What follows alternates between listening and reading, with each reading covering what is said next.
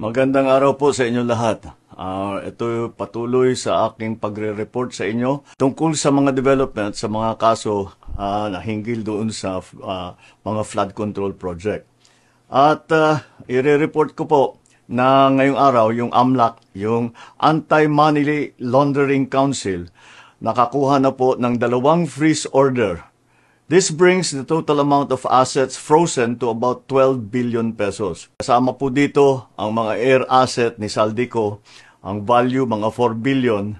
At bukod pa ron, meron po tayong nakuhang 3,566 na bank account, 198 insurance policies, 247 motor vehicles, 178 real properties, 16 na e-wallet account, at saka air asset na frozen na. Umpisa lang po ito.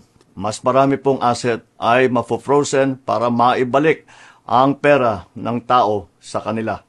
Ito po ang aming pangako that the money of the people will be given back to the people. Meron din pong development, yung ICI at saka ang DPWH, magsusumite po ng ebidensya sa ombudsman and magrekomenda sila ng kaso ng plunder, anti-graft, bribery, conflict of interest sa 8 congressman na may-ari ng mga construction company na may proyekto sa DPWH. Lastly, meron po akong ibabanggit sa inyo. Dinapitan po kami ng abogado ni Saldico at nagtatangkang mag-blackmail na kung hindi po namin kakanselihin daw ang passport niya, hindi na raw siya maglalabas ng video.